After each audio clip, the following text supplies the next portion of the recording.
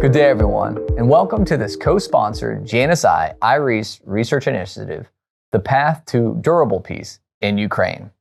Each episode will examine the key political, societal, security, as well as geopolitical dynamics of the ongoing conflict, as well as past and present peace negotiations, including the Minsk I and Minsk II agreements, and how Russia, Ukraine, and Europe might emerge from this conflict and create and maintain an enduring peace. This includes Yevgeny Malek, who's the head of National Defense and Security Program at the Kyiv School of Economics, as well as Alexandria Vakru, Vice President for Strategic Engagement at the Kyiv School of Economics. Additionally, you have your two moderators for the overall research initiative, Golfo Alexopoulos, the Director of the Institute of Russia, European, and Eurasian Studies, IRES, here at the University of South Florida. And I am Tad Schnoffer, the Strategy and Research Manager here at the Global and National Security Institute at the University of South Florida. Let's go ahead and turn it over to the conversation. We're so happy to have Alexandra and Yevgeny here at USF. We'd like to ask you a little bit about where you are coming from, the Kyiv School of Economics. Tell us about the university and about the programs that you're launching there. Thank you so much for having us. It's great to be here. And we love talking about the Kyiv School of Economics. It was founded 30 years ago to set up a pipeline of master's students in economics who would be able to get trained in Europe and the United States and then go back and occupy central bank and Ministry of Finance positions in order to put Ukraine on a responsible financial footing. It was quite successful, but a pretty small program until the war started. When the war started, we had about 300 students. Now we have nearly 2,000. Because we have seen this as an opportunity to really engage Ukrainians and educate Ukrainians in the fields that Ukraine will need to survive and thrive after the war. So even though we're called Kyiv School of Economics, we now have urban planning, engineering, math and sciences, psychology, social studies, and one of the things that we are working on is developing national security programs. It's very clear that Ukraine is going to need a full society approach to defense going forward. And that means that both military and civilian members of the population need to understand how they can play a role in the total defense of the country. And we're setting up the programs that will allow students, regardless of the field that they're in, feel like they understand what the country needs and that they can play a useful role in protecting it. And what kind of response have you had from students, from young people in Ukraine? We are just doing it right now, so we will cut some feedbacks at the end. Right now, we just try to create new programs. So the feedback is that we definitely need it, but the result of our work will be at least in a couple of months.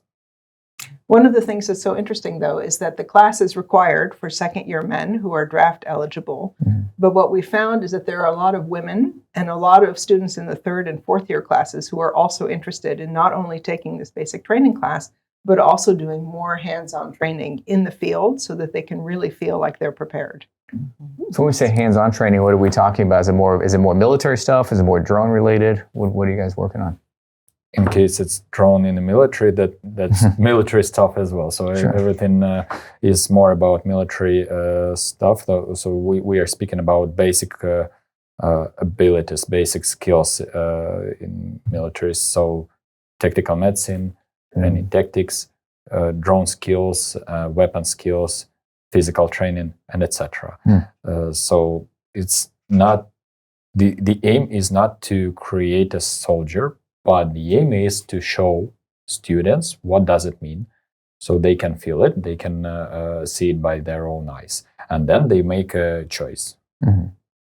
Because the draft age right now is 25, right? So feasibly a student could go through the whole college career, and then maybe a couple years after they might be drafted or conscripted. Mm-hmm. Even in case they graduate, our students are graduating at the age of 22, 23 years. Mm-hmm. So basically, they got even more time till the 25. Mm-hmm. So they got a lot of time to think and make a choice. So it's all about just to help them get some feelings. Mm. Well, one of the issues is that people are afraid of the military for obvious reasons. I mean, it's very different to be engaged in a military career in a country at war than, let's say, be in the ROTC program in the United States. And one of the things that we're trying to do is demystify, what exactly is the Army? What does it mean to be a soldier? And what kind of careers are available in the Army that don't necessarily involve going to the front line? Ukraine's Army has a huge need for people in intelligence, in logistics, in data analysis, and those are exactly the kind of fields that our students are in. So by giving them some exposure to military history, to military tactics, and then the option to join a military club with hands-on training if they want that, we really are able to meet the students where they are in terms of their level of interest. Tell us a little bit about everyday life for students and faculty at Kyiv School of Economics, because Americans are reading a lot about Russian attacks on energy infrastructure, and this is a particularly cold winter, I know, in Ukraine, and we've read that over 1 million people are without power. What's it like? How are they coping? How are you all coping? So there are some memes in Ukraine right now that 2025 was the worst year of the war so far until January 2026. And it's true that the Russian strikes on energy infrastructure, particularly in Kyiv and in Dnipro, have seriously taxed the energy and the heating systems. And I would say that heat is even more important than power, as it turns out, right? You can live in the dark, but without heat, when it's minus 15 or 16 degrees Celsius, that's a real problem. So in many ways, the students at KSE are quite lucky in that we have generators. We've been doing online learning since the first week of the war, one of the few universities to do that. And so the students know that they can come to the school, they can sleep there if they have to, they can take showers, it's always warm, we always have power. And it's really been a source of community for those students. That being said, Kyiv has been very hard hit. There are a lot of people that are living in high rises where there's not enough power to go up to into the elevator, to go up to the high floors, or people don't have water because the pumps don't work. And it's very cold. Right? People's apartments are -5 sometimes, or burst pipes, icy floors. I mean, it's really, really hard right now. The mayor of Moscow closed all the public schools for 2 weeks because it was so cold that they couldn't guarantee that the students would be warm enough in class. And what we've seen is a lot of universities have gone online, but KSC is adamant about bringing students into the classroom, about remaining a place where they can continue studying. And that's why one of the things that we're trying to do right now is raise money for dorms where we would be able to really provide the entire kind of residential experience for our students to keep them warm and safe and studying, which is the thing that they really want. You mean the mayor of Kyiv? Mayor of Kyiv, Mayor of Kyiv, When it's looking at these attacks on the infrastructure, you mentioned engineering and some of those other aspects at the university. Is that some of the things you're thinking about in the future? Because those infrastructures have to be repaired, it's got to be rebuilt, or even repaired right now and rebuilt, maybe even more so after the war. One of the amazing things is the way that the Ukrainians are able to repair the infrastructure immediately after a strike, right? So we would all be in the cold and in the dark if the DTEC power company weren't able to get in right away and start repairing both the power generation stations, the distribution network, also the substations. Everything is getting hit, and they're basically going in and repairing it right away. So whereas last year we had a schedule of blackouts, so you knew that you were going to have no power, let's say 4 or 5 hours a day, but you could plan around that because you knew that like from 6 to 10, you had no power. Now there is no schedule because they're trying to repair things as much as possible. And so many people have only 3 or 4 hours of power a day unless they have generators or access to these tents of invincibility, which have been set up around the capital so people can charge their phones, get warm, eat, bring their kids to warm up. But it's really, in the 21st century, you can't believe, right, that you can live in the dark in a city of 3 million people. And how is that impacting the morale of ordinary Ukrainians? Because some have surmised that the reason why Putin is doing this is to break the will of the Ukrainian people to fight and to punish ordinary Ukrainians for resisting the Russian invasion. What do you think is behind Putin's actions, and is it having the intended effect that the Russians hope to have on Ukrainians? What's the impact on ordinary Ukrainians? Well, actually, what you said Sorry, this is the only reason why he is doing that. But also this is that shows us that basically Putin cannot defeat Ukrainian army. That's why he tries to defeat Ukrainian society. The way he didn't defeat Ukrainian army, he will not defeat Ukrainian society. To lose war or money is nevertheless better than to lose the life and freedom. So I don't think that he will achieve any result. No, this is the way Hitler was bombing London until the end of the Second World War. He completely destroyed half of London. Anyway, British people did not retreat, and so that was not a result. And the same is about Putin. It's like, I would say that that is more his problem. He's showing his weakness. He cannot do anything in the front line. That is why he is pressing like Kharkiv, Kyiv, Dnipro, Odessa, all the big cities. He is not stressing Lviv just because of the technical issues. So for us, yes, to live in such capital, this is hard. Yes, but anyway, for our soldiers, it dozens times worse. So we cannot say that we are tired. It doesn't work like that. Who would say? Now, I think that a lot of the goal here is to pressure Zelensky and to get Trump to pressure Zelensky into signing something, right? Because as we see, people are tired, right? Maybe they can't say it, but they are tired. But that doesn't mean that they think that Ukraine should sign a deal and give up Donbass, right? They understand that this is one more level of inconvenience and suffering that the Russians are imposing, but it doesn't change anything in your calculation that it's better to be suffering and fighting for your country than to be conceding and then living under Russia going forward. Right. I think now we should, this is a good time to ask about these peace negotiations because a lot of people wonder, what do Ukrainians think about all these, the flying back and forth, the Witkoff, the Kushner-Witkoff negotiations, Zelensky's talks with Trump. What are people feeling? Are they hopeful that a peace will emerge from all of these negotiations? What do you think? I'd say most people don't think that there's going to be a meaningful positive result to these negotiations. They have to take place. And traditionally, wars are decided at the negotiation table, but it takes years to negotiate an end to a war. Right? It took over 2 years for the Korean War, over 4 years for the war in Vietnam. So discussions have to take place, but we're really so far from having any kind of consensus.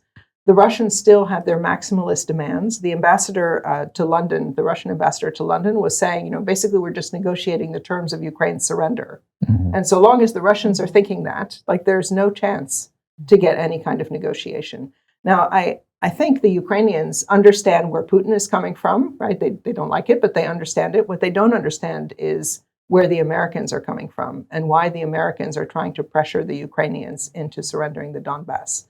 Right? That seems to be based on a very short-sighted view of Putin's objectives and the idea that all he wants is Donbass. Whereas I think what we know from even contemporary Ukrainian history since 2014 is that Russia wants to control Ukraine. And so long as it doesn't control Ukraine and Ukrainian politics in Kiev, they will keep attacking. What nobody wants is to stop the war now, to have an unstable peace agreement, and then in 2 years to have to remobilize all of society to fight again. That is a worse outcome than fighting for 2 more years. I want to remind you that we haven't even signed anything. And before the new year, Putin already blamed Ukraine that we attacked his residency. And so he has to change the philosophy to Ukraine. So basically, we haven't even signed anything. So what is the sense to sign any document with such person? We gave Crimea more than 10 years ago. We got Donbass. We gave Donbass, now we got this war. We have to give another part of land. So what, in 10 years we would got dozens times worse war than this one, what is the sense? Mm-hmm. Because right now, militarily, it doesn't seem like either side really has a reason to, sign a ceasefire. The Ukrainians are roughly holding the front line, and the Russians are not making any big gains. But neither side's really losing, so you don't have that decisive outcome like you might see in like a World War II type conflict. So is that also hindering negotiations? The military situation is just not. There's no major breakthroughs. Well, both sides think they're better off fighting, right? There's no incentive to strike a deal. The only incentive would be if you thought that the United States was going to provide you with something that you won't get if you continue fighting. But because the U.S. hasn't definitively backed Ukraine with a security guarantee that would stop Russia, and because Russia isn't sure that the United States is going to be backing Russia going forward, both sides are better off fighting, right? And neither side believes that they can't achieve their objectives by continuing to fight. What about European, plays into it? Like the United Kingdom and France said that they might send peacekeepers, but it has to be a ceasefire first, and then they would participate in security guarantees. Yeah, that's a second order problem before the first order problem is solved, right? This idea that first you have a stable ceasefire and then you send peacekeepers, it's an interesting discussion point, but it does nothing to actually end the war. I would say probably that no one can prove the ceasefire in case this side cannot bring their troops during non-ceasefire. The thing is that, well, in case you cannot bring your troops before this situation, how can you prevent to break this deal in case it happens? Like, if you are afraid of, then your troops will do nothing. Like in that case, isn't it? Like in case you are sure in yourself that you can create this peace, in that case, you can bring your troops anyway, like in any time. Like, for example, in Yugoslavia, no one asked to make a peace deal. No one asked to sign anything. Just soldiers came, got this European Union sign on their heads, and that's it. The war stopped. This system doesn't work here, obviously. Yes. Yeah, because obviously they're risk averse, so they don't want to commit troops after the fact. What would bring the negotiations to maybe a settlement? Do you see any future in the near term? The only way is, I want to remind you, there were 3-day ceasefire only once during all this war. And this ceasefire was when Putin said to his own troops to stop. When he said, they stopped, and there was a ceasefire. So basically, the only way is to make Putin stop his soldiers, stop his army. That was during the Victory Day celebrations. What year was that? May 9th? 2024. It was recently, approximately. So the thing is that the only way, basically, is to make Putin stop. And the only reason why he could stop is to, in case his troops will be not able to go forward. The only way to make them not be able to go forward is to press their recruiting abilities in their own country. Right now, we know that Russian soldiers, they signed the contracts because of the crazy payment, like $25,000, $35,000. You cannot even imagine how big money that is in very wealthy Russia, especially in the center or eastern part, where they still got these horses instead of cars. Yes, in case they stop make this payment, no one will go there because they know, obviously, that they are mercenaries, and in case they will fail their recruiting program during the year, they will not be able to go forward. This is basically the only reason why Russia can stop. So economically, all these sanctions, they work. The Russians can try, Putin can say that I didn't notice anything. He didn't. His political party and people inside the Russia, they noticed. They noticed this every day. And we know in Ukraine that regular Russians, they are crying because of economical situation, because of banking system, and etc. So I think that we are pretty much close to this Rubicon. if you like to, if you like this word. And in case we will see this, because we know that Ukraine got problems with the recruit, because we don't have such amount of money. We didn't sell oil and gas during decades for extra money, so we didn't have we didn't see all these wealthy years. And yes, but we got this minimal recruiting that allows us to stand. Russia, they don't have this country. They don't have such problems, but we don't know what would happen in case they will face it, right, in the same way as Ukraine does. And what would happen in that case? What would happen in case they would not be able to go forward to make this infiltration? Right, because in the 2022 in the fall, the Russians tried to mobilize their reserves and actually met some resistance. But they tried to draft people. They tried to draft people, right? And so then they started going with contracts. So obviously, you have North Korean troops fighting there. They had Wagner Group go through the prison system. So they're really using all means of bringing soldiers to the front, except the traditional, maybe activate your reserve forces, because it would obviously be unpopular. On the Ukrainian side, the draft age I think was 27 at the beginning of the war, then we brought down to 25. So both sides are dealing with this mobilization conundrum. How are we seeing it on the Ukrainian side? Well, there's been a lot of pressure on Ukraine to drop the draft age further, particularly from the United States. But from the Ukrainian point of view, they don't want to do that because that younger generation of men is needed in order to have children and to have Ukraine's future. And so it doesn't make sense to throw those kids back into the war if it means that you don't have a future afterwards.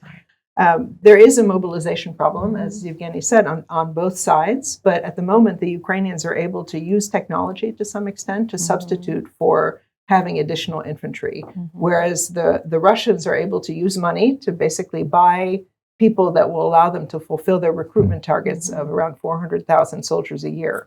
But as soon as they're no longer able to offer the amount of money that will get people to sign, they won't be able to meet those targets. Right. And the question is, can you put more economic pressure on Russia? Can you be stopping more of the shadow fleet tankers, for example? Can you be driving down oil prices? Because now Venezuelan oil is going to be on the market in a way that makes it impossible for Russia to continue paying these recruitment bonuses. Right, right. I'd like to ask about the industry, because we've been hearing some pretty optimistic reports about how the degree to which the Ukrainian military depends on domestic industry, and I think it's up to 40% or something that it's closer to 50%. Is it really? Wow. So even without American aid and the Europeans buying American equipment or American ammunition or whatever Ukraine needs. How do you see Ukraine developing and becoming more and more autonomous or self-reliant in the defense sector? So there are certain things that Ukraine needs the United States for, right? The Patriot systems and the interceptor missiles are only made by the United States, and the European equivalents can't stop ballistic missiles. Right. So the only question there is how you raise the money to buy those interceptor missiles and those systems. Also, some American intelligence capabilities can't be replaced by Ukrainian or European abilities right now. Everything else, in theory, can be produced in Ukraine. And there are more and more agreements, particularly with the Nordic countries, to either invest in Ukrainian production or to have Ukrainian companies be producing abroad and then having that equipment come back into Ukraine. I would say that even, unfortunately, for the United States, even that American part of Ukraine defense sector is not doesn't solve all the problems, because, as you mentioned, for example, Patriot system, yes, it's the only system which can solve the problem with the ballistic missiles of Russia, but the problem is in numbers. For example, we know that the production of Patriot missiles is approximately 550 missiles per year in United States. But the statistics shows that you need at least 3 missiles, Patriot missiles, against 1 ballistic missile of Russia. Oh, wow. Russia sends approximately little bit more than 1,000 ballistic missiles per year to Ukraine. Mm-hmm. So basically it shows that, well, I don't think that all the missiles which are produced in the United States goes to Ukraine directly. We would be glad in case it would be at least 20%. But actually, well, let's say directly, you have to think here that and to understand that even the production, even for your country, is not enough for such war. So you need at least 2,000 per year, and you don't have it. This is the problem. So this is why, like, we got Patriots in Ukraine, but Kyiv is without electricity. Why? Because it's not enough. Right. Alexandra, I want to talk about Scholars Without Borders because you work with them. Tell us about the organization and the work that you do. So this is a program that I started when I was at Harvard's Davis Center, and it was meant to support scholars that were affected by the war. So a lot of the effort went to supporting Ukrainian scholars, many of whom were remaining in the country, but had their universities either occupied and destroyed, or found themselves disconnected from the ability to travel. For example, men can't travel to conferences. And so we created a system that would allow them to remain connected to the international academic community. There was also another part of the program that worked with displaced Russian scholars, trying to appeal to those who left because of the war and allow them to find positions in European and American universities. I would say that that was not particularly successful, and that the most important effort ended up being helping young academics go into PhD programs so they could retrain and then basically have European PhDs. But that effort is ongoing. There's obviously more focus now on Ukraine and supporting Ukrainian scholars. And we also found that the uptake from Ukrainian scholars was much greater. So classes on professional English, on preparing your CV, on preparing papers for publication, all of those things had much more demand in Ukraine than from non-Ukrainian scholars. And you have graduate programs at the Kyiv School of Economics, right? So do some of your students there become recipients of training through Scholars Without Borders? Well, I'd say most of our students are able to use resources from the Kyiv School of Economics in order to go abroad and to have those connections. We are a private university, so a lot of what we do is fundraising so that we can support our scholars and our students and provide mobility opportunities for them abroad. The Scholars Without Borders program was really targeting the scholars who don't have those opportunities in their home universities and need some form of external support in order to get them. Thank you.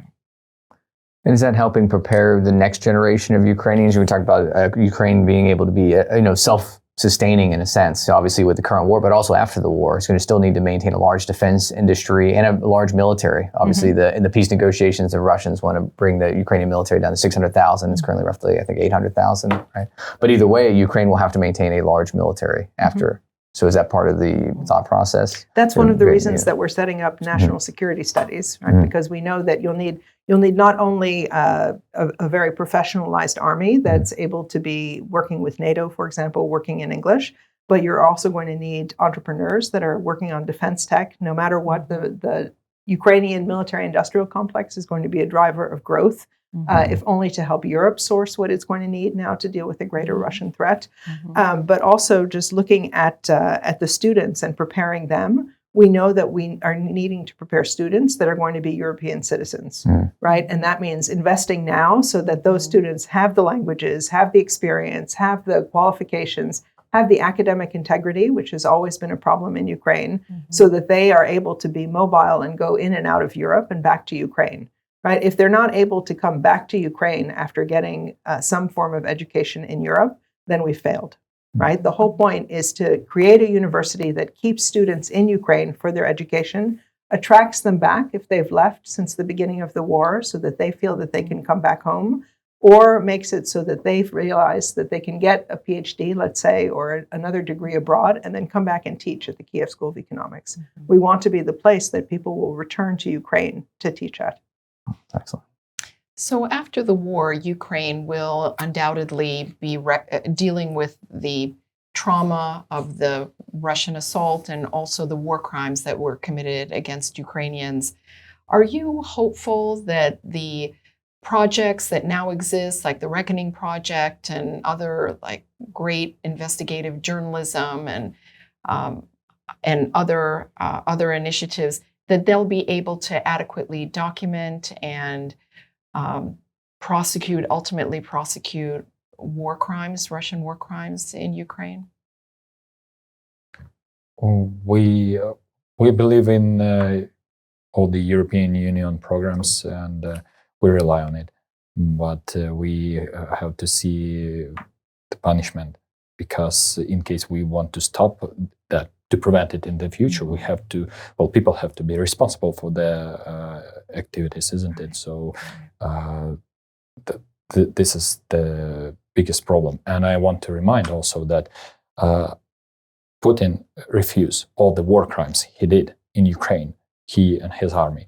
But at the same time, the first 28 points peace deal, there was a point where Ukraine had to, and Europe had to stop all the amnesty. Yes, from all the war crimes. So the question is, are they war crimes or they are not?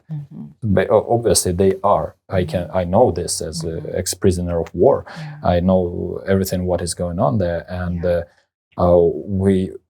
it has to be separate from the peace deal. Actually, we are speaking about the peace in the future, ceasefire, very well. We want this, but we cannot forget that there are hundreds of thousands killers, rapists, and thieves. They want to live like normal, usual life.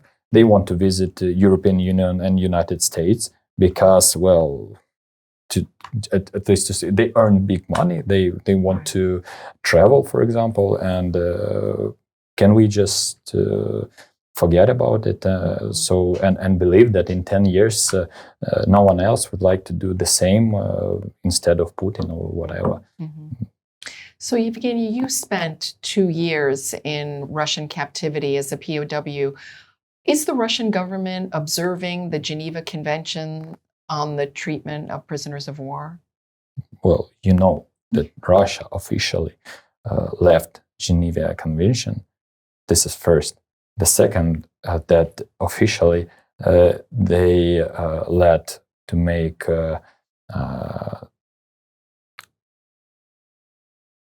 this word not punishment, but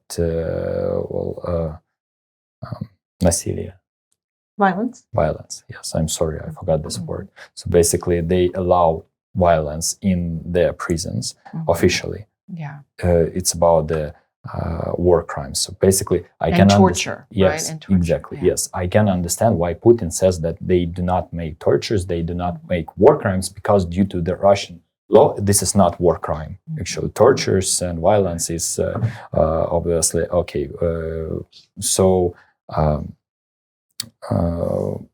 I've seen a lot during 2.5 years, actually. I can say, but I know that it's approximately 3-4 hours you need to tell the story. I got it on YouTube as well, in English language, so you can listen and hear everything, all the way they torture prisoners. Not even the prisoners, actually, their own, not just prisoners of war, Ukrainians, but their own prisoners. Yes, they do the same, because, people just think that the Russian prisoners, they just join Wagner Group by their own, but indeed it's not like that. Well, who would like to go and die? So the thing is that in case you got to the Russian prison, they will organize such events for you that you will ask them to sign the contract with you and go to the Wagner Group, because you will got at least a chance to survive there. In the prison, you will not get this chance. So they when they put people in detention, the conditions don't allow people to survive really for very long. Yes.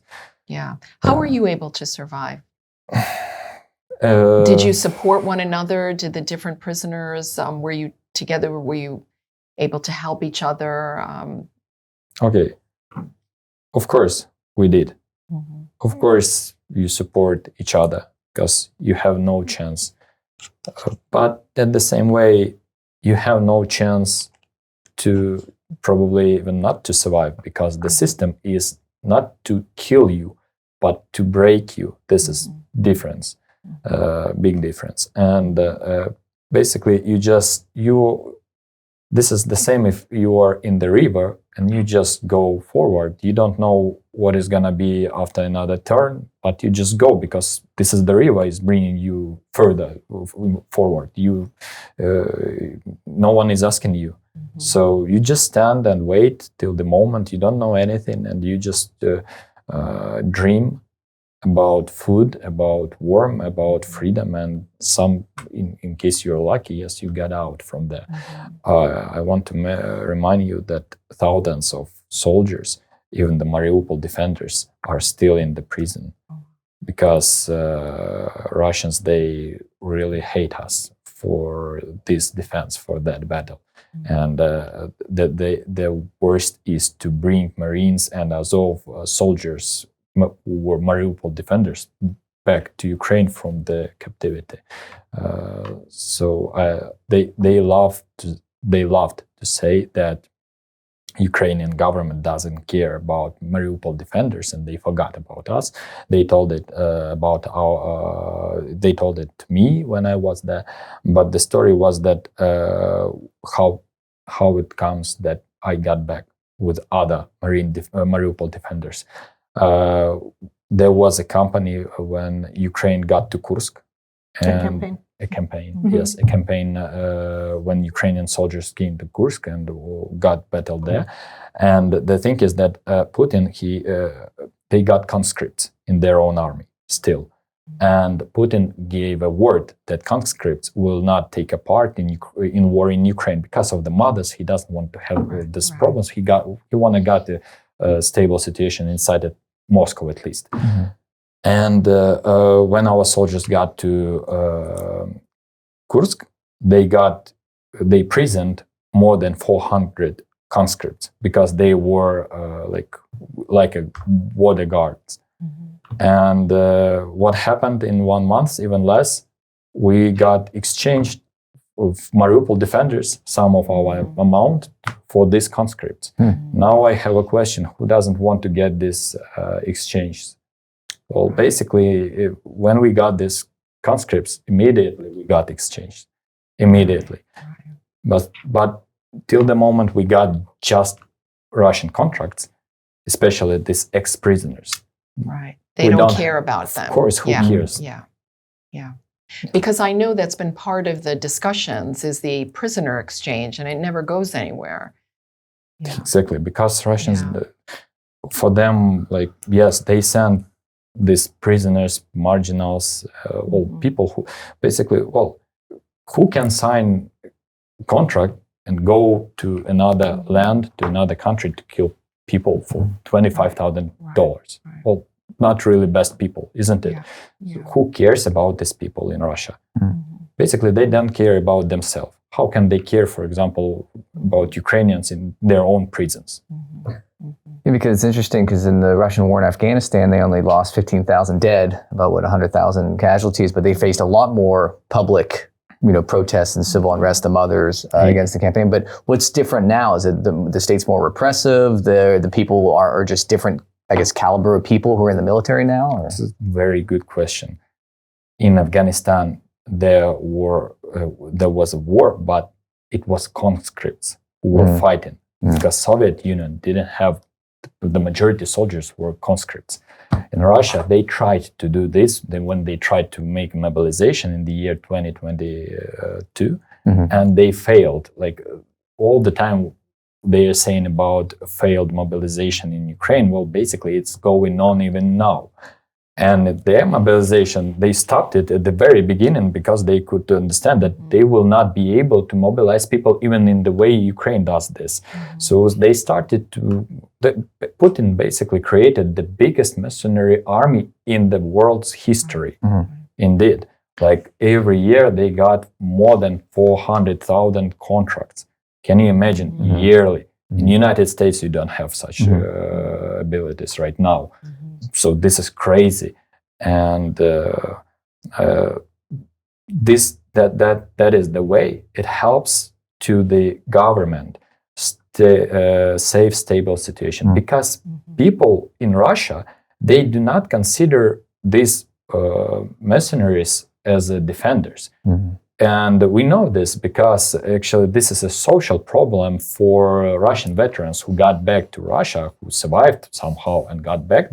They complain that people do not care about them. They do not care about them as veterans, truly veterans, as defenders, because, well, they are mercenaries. You got the money, you got to you went to another country, and you. It wasn't a sacrifice. Exactly. Right. So basically, no one cares about them, and this is like this system is good as for people in Russia and for Putin, also for all the governance.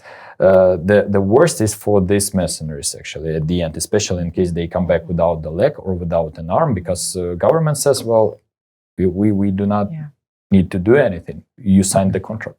Have a nice day. To your point that this is good for Putin, a number of people say that Putin will not end the war because he needs it for regime preservation. Do you believe that? This is historical. Look, Soviet Union collapsed after they went out from Afghanistan and finished the war.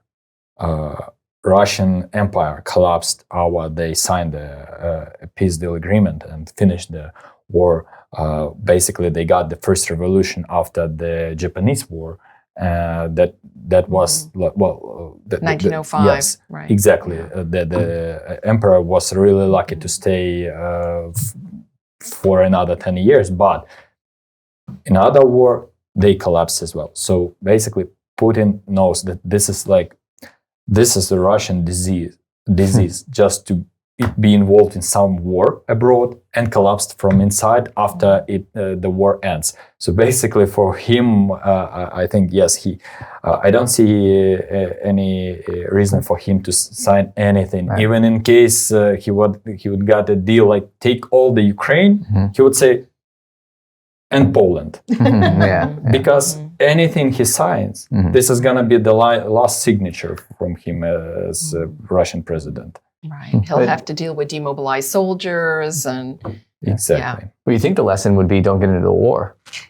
If you see every time you get into one, it causes problems. You just try to avoid them, man. There is a conspirational theory among Russian soldiers. Conspiracy, yes, I'm sorry. Conspiracy theory among Russian soldiers that commanders, officers sends them for this stupid assault aims just to kill them all.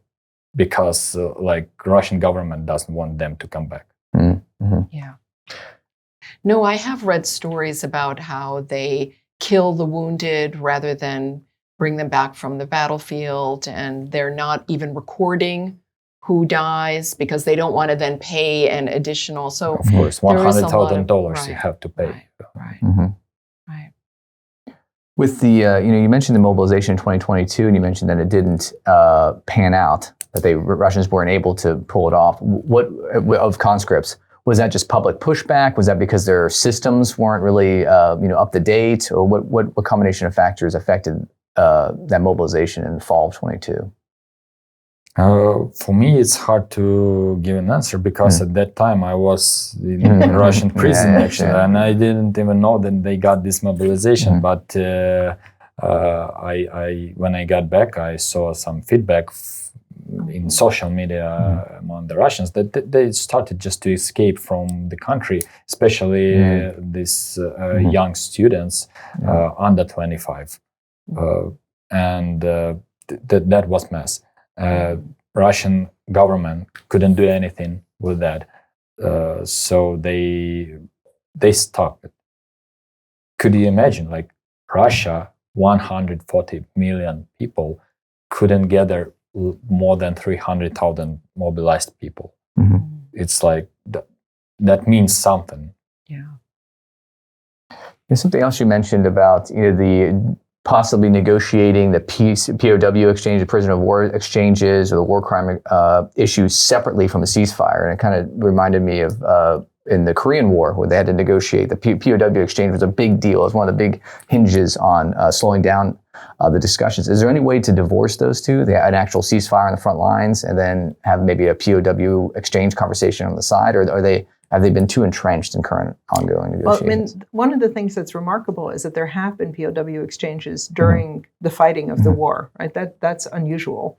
But it's also an issue that it's so sensitive in Ukraine, right? It's so important to bring back the POWs. The Russian POWs, by the way, they're exchanged, and often they go straight back to the front. They never even go home in between.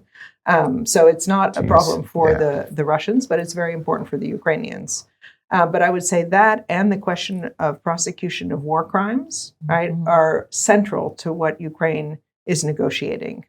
And it's not central to what the Russians are negotiating, right? So that's one of the areas of disconnect that you, in that 28-point plan, the fact that there was an amnesty for everyone who committed war crimes, that was kind of a throwaway point for the Russians, and nobody the Americans, discussed that. But it was critical for the Ukrainians, right? It was almost like the most offensive part of that entire plan. One of, definitely. Wow. Wow.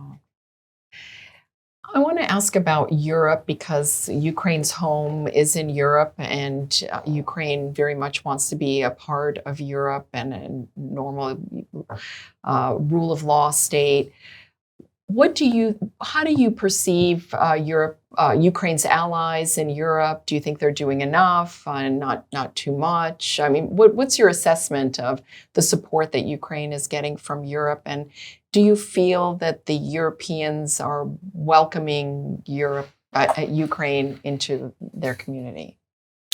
Well, Europe is a lot of different countries, right? And what we find is that the further away they are from the front line, the less seriously they consider the Russian threat. So if you look at what the Scandinavian countries, the Baltic countries, Poland, Moldova, how they have reacted and supported Ukraine, it's incredibly supportive, right? They understand that Ukraine is basically standing between them and Russia. The further away you get from that front line, the more work it takes to convince people that Ukraine is something that's really important to them as well. And I think we see that in the defense spending also of the European countries. When it comes to questions of accession to the European Union, I think the Ukrainians are optimistic, in part because of the signals that they're getting from the European Commission. Maybe there will be a fast track. Maybe Ukraine can join by 2030. It's also quite important that the accession serve as a reason to do some of the important political reforms in Ukraine that might not go through otherwise, if there's not a reason to do them in order to join Europe. But that being said, there's still a sense that Europe doesn't fully realize that their future relies on Ukraine surviving the Russian onslaught. And whereas it's lovely that they're now spending more on defense, let's say 5% or 3.5 on military and then 1.5 on related things, there's no way that that's enough to stop Russia, right? And that's what Rutte has been saying at NATO, and that's what everybody understands. But of course, there's a problem, right? For 30 years, people have been spending the peace dividend that they don't have to spend on the Cold War, and now it's very difficult to walk back those welfare programs, particularly if you're afraid of far-right parties.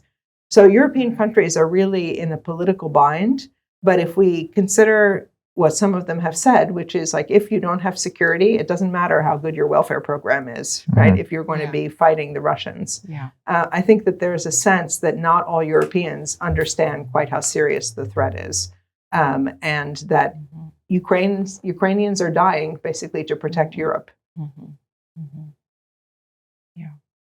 So with that in mind, how do we get from obviously this is theoretical, but how do we get a lasting peace in Ukraine as we look at this Ukrainian security, probably backed by, European security and maybe U.S. security guarantees, Ukrainian society, and then Ukrainian economic, post-war? Obviously, you guys are working on some great programs to get the human capital there, the people ready. Well, what about those three facets as we look at a possible end? So I think we agree that the only way there's security in Ukraine and Europe is if Russia believes that it cannot attack Ukraine again, right? So security guarantees is not an abstraction. Security guarantees means that Putin is convinced that attacking Ukraine will cost him more than it gains, right? And we're not even close to having that discussion, right? 30,000, Europeans walking around Ukraine, like that's not enough to stop Putin. The only thing that's going to stop him is if Ukraine is able to defend itself and provide its own production, its own soldiers, and its own alliances in order to repel a real Russian invasion. And I think we're pretty far from that.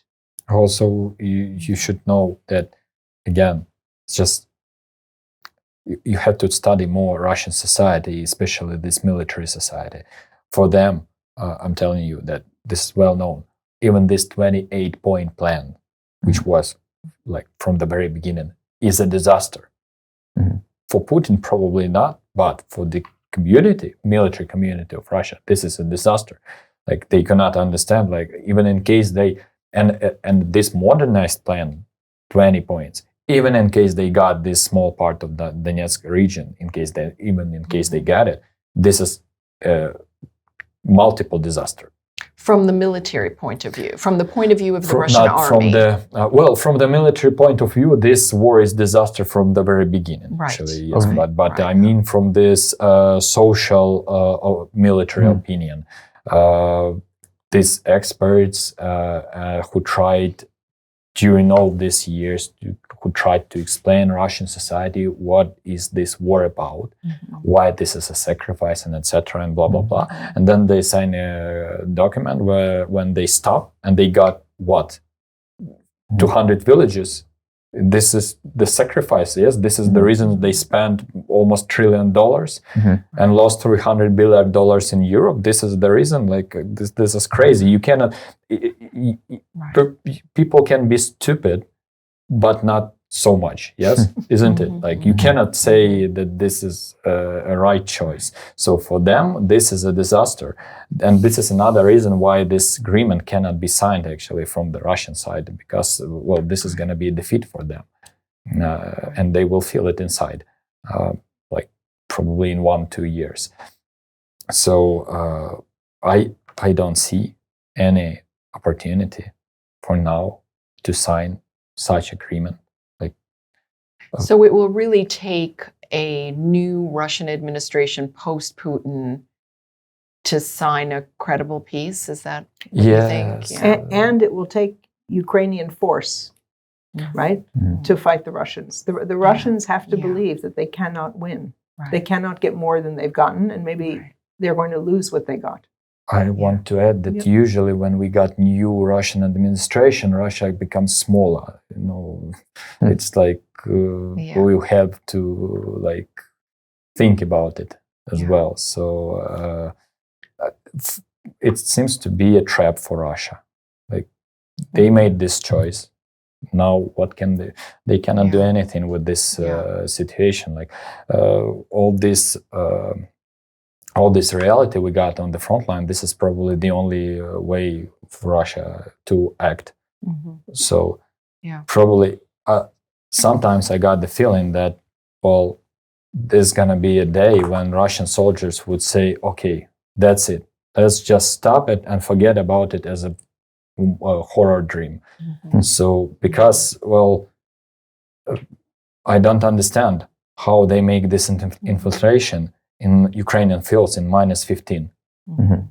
If you are interested, you can take bag with stones 30 kilograms and go to Chicago right now, yes, and just have a night in the forest without even a fire.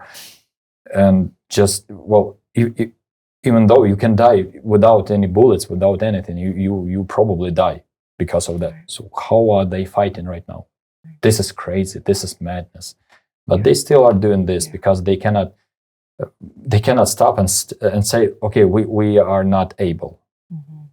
Just to say that they are not able, this is a defeat. This is like a match between two football teams. One has to win and another one can win or make it like equal. Yes, and for them it's going to be enough. So Russia has to win, but they are not able to. But I would say I don't think this is a Putin problem, right? It's an illusion to think like as soon as Putin dies, everything will be over. Yeah. Right? If you look at the Yeah. people who are surrounding him, they have become just as hawkish as he is. Right? And in fact, as Evgeny has said, like the regime's survival is now dependent on all of these relationships and economic ties that have been created because there is a huge demand for military equipment. So it's about more than one person. Yeah. So there are these interest groups now that really rely on the continuation of the war. They are everything to Putin and to the war. Right. That is true, yes. If you listen such people as Bastrykin, Patrushev, Lavrov, you will be shocked. They are much more radical rather than Putin. I know that public opinion doesn't matter in Russia, but do you get a sense on the ground in Ukraine?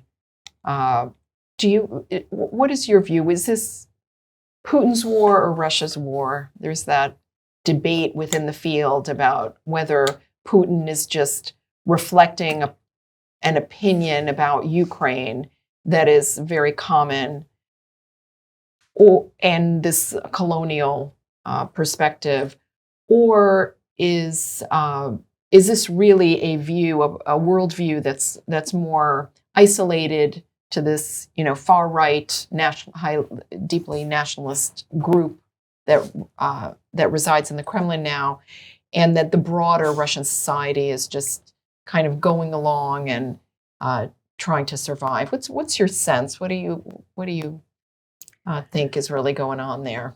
So one of the things that I always think about rather ashamedly, right, is all of the years that I spent studying Russia and living in Moscow, and thinking that the former Soviet space was pretty much the same, right? I mean, obviously it's not the same. It's 15 different countries, but that the attitudes were the same, that the way that people treat each other are the same, right? And that there was some kind of consistency after 70 years of common institutions. Right. And what you realize when you're in Ukraine or when you're in Central Asia is that is completely not true, right? The attitude in Russia is very much that of colonialism and of a right to control all of the smaller countries, smaller people that are around them.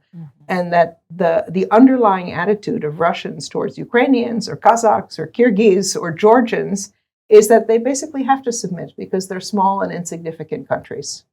So even if people don't necessarily support the war, right, and understand that it was a mistake, I really think that fundamentally the way that Russians are educated in their schools is such that they believe that they have the right to be more important than Ukrainians. I mean, Americans also have the similar attitude, so it's not just the Russians, but there's kind of this inherent belief that as a bigger, more important civilization, right, that Russians should have the right to decide how Ukrainians live or how Kazakhs live or how Georgians live. Yeah, it will take generations to undo that. Right? Yeah, and if you look at what Putin has done to the education system, right, it's been so militarized from kindergarten that the effects of this war are actually going to last for many, many decades because all of these children have been mobilized to think that their greatness depends on defeating Ukraine.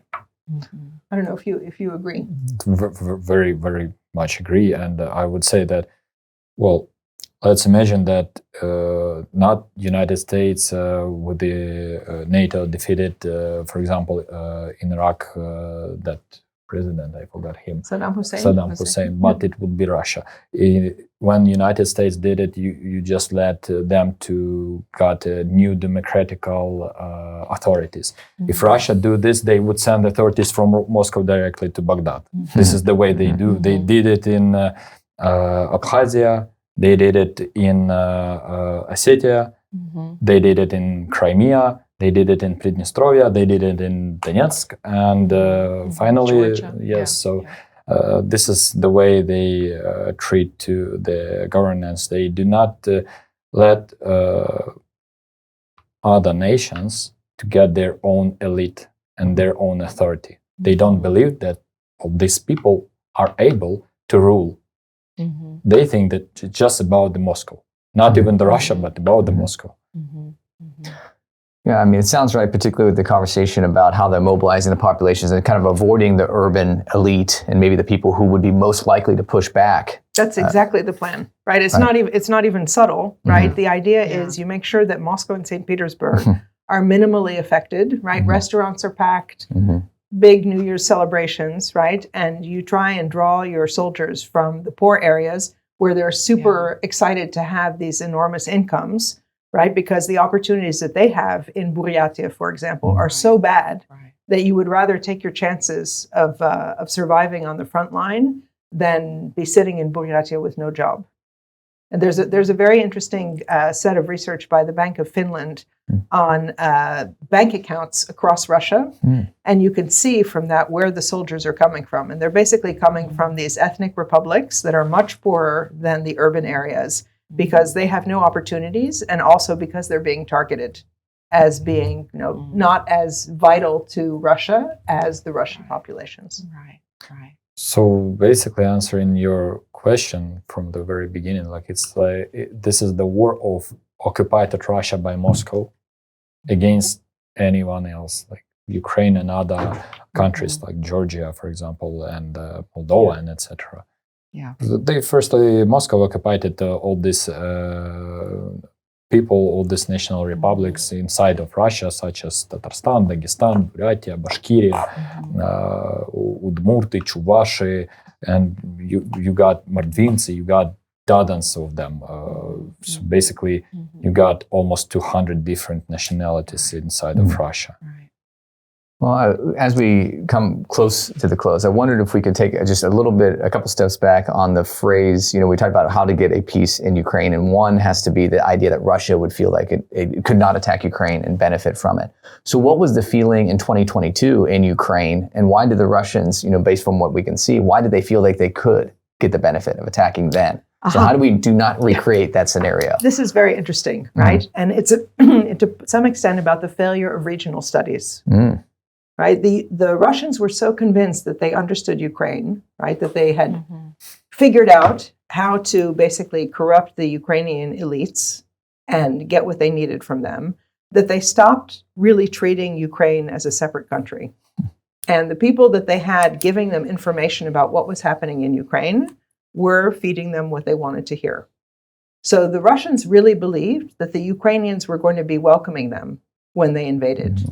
They had a warehouse that was full of dress uniforms that they were going to use in the parade 3 days into the war. And it really looks like it was because from 2014, they treated Ukraine as a domestic issue, not as an international issue. So when we were talking, for example, to Russians about international relations and some of the complications in US-Russia relations, and we would want to talk about Ukraine, they would say, actually, that's not an IR issue. It's not international relations. That's a domestic issue. So they really, they failed themselves to understand that Ukraine was a different country and that it would react differently to an invasion than Kursk, right? Or some other place where Russian soldiers might show up. I would add also that another problem was that Russian authority didn't hear anything from downstairs. The information just, it was like they wanted to hear some words and they heard that. That's it. That's what happens when the people in very high cabinets think that they control the situation, but indeed it's not. That happened to USSR, for example. Well, when they, in the year 1990, they thought that everything is under control, everything is brilliant. In 1991, this state just it's the problem collapsed. of information flows in authoritarian systems. Exactly. Nobody tells the leader bad news. Bad news. Right. Exactly, because this is the dictatorship. You don't have any other variants to survive in such authority in case you are inside of the system. That's why this situation that Putin tells that everything is under control, everything is brilliant. This is not guaranteed that in 1 year Russia will collapse and he would be killed, for example. I don't know. This is normal situation in Russia, actually. It's also such a failure of education in Russia that there was this brief moment in the 90s when they could have really learned about Soviet history and about the crimes against different minority groups and what really happened in Ukraine during the famine and elsewhere. And it wasn't broadly taught, it wasn't appreciated. And it's just such a shame. There has to be a historical reckoning once this is over. There was no appetite for historical Yeah, reckoning, no, that's right? true. And one of the That's reasons true. was the loss of the Soviet Union was sort of the loss of motivation for so many people who gave their lives, Right, generations right. who gave their lives for this idea of building this glorious Soviet Union. And now you need people to say, well, actually a lot of people were killed and we did some Right. bad things. And like nobody wanted that in a country that already had Yeah. an economic collapse Yeah. worse than what we had in the Great Recession. Yeah. The other major failure on Yeltsin's part was not abolishing the KGB, Mhm. right? Mhm. And he people were arguing for it, and he refused to do it because he thought that they needed some kind of bulwark for political stability, Mhm. and that was a fatal error in many ways. Yeah. We definitely see the consequences of that now, for sure. Mhm. Mhm. I wonder just real quick, because you were with the Ukrainian Marines in 2022. What was the feeling right before the invasion? Were you expecting it? What did you feel? We knew it. Well, militaries, we truly believe that it's going to happen. I knew that the war is going to be since the year 2015. Mm-hmm. I spoke to my mom. She asked me, what do you think about it? And I said that it's going to be definitely war. The question why, I said, like, do you really believe that Putin spent so much money just for Lugansk and Donetsk? Who cares in Russia about Lugansk and Donetsk? No one even knows where is it on the map. Mm-hmm. So it's not about Lugansk and Donetsk, it's about Kyiv, definitely. So the same way, they didn't stop at that time, and the full-scale invasion was so much obvious, even more for us militaries, because when we saw all of these preparations in the year 2022, and people start to say, well, this is the informational pressure. Mm-hmm. And we were laughing because you cannot even imagine what does it mean to bring more than 250,000 soldiers to the borderline just to pressure. Guys, this is $1 billion. No one. Have you ever seen such pressure in the history? Like, who brings such army starts the war? Right. This is the law. Right. Because there is actually military law, well known among the militaries. In case you gather such a big army and you do not act, they start to demoralize. Get demoralized. Demoralized, yes. Mm-hmm. This is any militaries knows about it. So basically, for us, that was not a surprise. Yeah, we were afraid, but we were preparing ourselves morally and just prepared our weapon. Not a lot, but that was enough, as the time showed. So, well, yeah. So how do we break that regionalism so that the Russians, in a sense, don't feel like they can do it again? So we said that they don't want to feel like they can. We said it's kind of in that imperfect information, that echo chamber. Maybe the Putin elite was in. So would it be them losing so many people in this war? Or how does the message get through so that you don't have a repeat? It has to be unachievable. Right. And interestingly, I mean, that's what Moldova is showing with the elections, right? When they keep having elections that Russia tries to manipulate and they keep failing, right? It's a way of showing that Russia is not going to succeed in what it wants and that the West cares enough to back those countries, right? Similarly, in Ukraine, the only thing that keeps Russia from wanting to take Ukraine is that Ukraine cannot be takeable, right? It's as Ursula von der Leyen said, it has to be a spiky porcupine, right? That's impossible for Russia to digest. Well, and they have to get the message that they have to be able to see it as a porcupine, because if they see it as a squirrel, they might take the shot, and then you're exactly. Right. Any other comments or any other thoughts or ideas? Well, you asked one question that we didn't answer about what Ukraine needs to do to rebuild economically after the war. And it's a very important question, in part because Ukraine right now is extremely dependent not only on foreign military aid, but also on economic aid in order to fill its budget. And at some point, Ukraine needs to have an economy that's generating growth and that's covering all of its costs.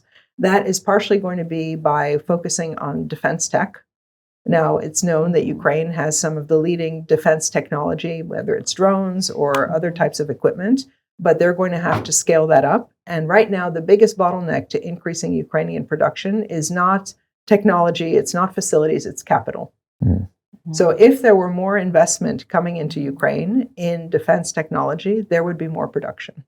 and the needs for what the Europeans would have to provide would be less.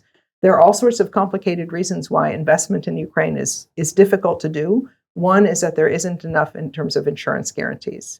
So just to give an example, in Germany, if you invest in Ukraine, the government will cover 97.5% of your investment. But for most other countries, they'll cover 100%. And that missing 2.5% of insurance guarantees is what keeps German companies from investing. So there are small things that can be tweaked like that, that would really increase the amount of foreign direct investment coming into Ukraine and make a difference in terms of preparing the economy to survive after the war. There's also going to be a lot of investment in reconstruction. That investment will take different forms. And it's really important that the Ukrainian government have the capacity to evaluate those projects and to step out of those projects in a way that's consistent with European standards, which is, again, another reason why the European accession talks and developing the clusters of reforms are so important. Like, it has to be a country that's good to invest in. Right, and it's going to be difficult because obviously you have a lot of destroyed infrastructure that has to be rebuilt, but you also have landmines that are placed in agricultural fields. All those will have to be cleared. Well, I mean, one of the things that's important to remember is that reconstruction doesn't mean rebuilding everything the way it was. Right? There are places like Chasiv Yar or Bakhmut, like they're not going to be rebuilt. Right? There's nothing left. No even needs. And then the other thing is that there's already been a big shift in the population from the east to the west. So whereas we think, like, how is it are you going to rebuild those cities, some of which won't be rebuilt? The other big question is, how are you going to make cities in the west like Uzhhorod or Lviv bigger so that they have the schools, the hospitals, the housing, all of the infrastructure you need for a bigger population in the western part of the country.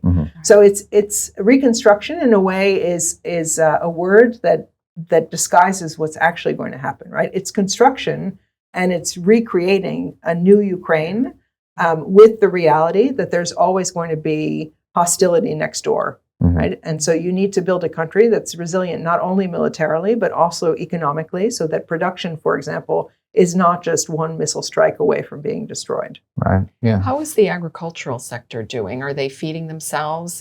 I mean, exports, agricultural exports are where they were before the war. Because the Ukrainians were able to clear a corridor along the western edge of the Black Sea, they're able to export as much grain as they were before the war. Wow. Now, that's despite the fact that the Russians are occupying some of the most fertile areas and stealing the grain and then shipping it as Russian grain. But the industry there, I mean, if anything, that's one of the problems when Ukraine is negotiating their access into Europe, is that the Polish farmers and the French farmers and the German farmers are really worried about what happens when they have to compete with Ukrainian agriculture. So interestingly, that's one of the areas that's doing quite well. Great. I would like to add something about the military sphere and the opportunity to make Russia stop. In fact, not just to sign some papers and then forget about it in the next day, but completely stop. And speaking about European troops, 30,000 soldiers, I don't really understand what is the necessity of the soldiers in Lviv. I would say that, for example,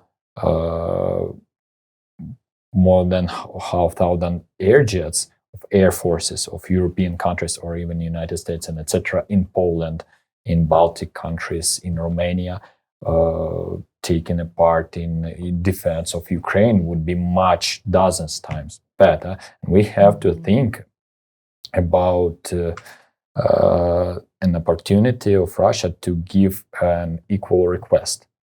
In that way, I don't see any opportunity of Russia. What could they do? What can they do more than they do right now in Ukraine? Russian airplanes, air jets, and helicopters are not visiting Kyiv, for example, yes, and that is obvious. And that they can give a request in case 30,000 French soldiers would be in Lviv, for example, or in Zhytomyr, but they cannot give any request in case European air forces would support Ukraine. In fact, in case they will break the peace deal or something else. Yes. So this is for me. Well, I'm speaking right now as a military. What is better for Marina on the front line to have some soldiers like 80, 100 kilometers behind your back, or to have air jets above your head right now here? The answer is obvious. So, and this is the real opportunity. I don't understand why people do not study this case. So closing the airspace, making a restricted airspace. Makes more of a difference than putting Europeans on the ground. Right. Absolutely. We should have done that from the get-go, right? And you don't even have to station anything in Ukraine. Exactly. Right? You just have to be willing to take off. Right. Well, it's interesting, and I'm sure we could probably continue all day, but we're going to have to wrap it up. And so we thank everyone so much for being here. Thank you for traveling in and coming by our wonderful university. Thank you so much for being here. Thank you very much. Thank you for joining us today, and we look forward to our next episode where we search for the factors that will create a lasting peace in Ukraine.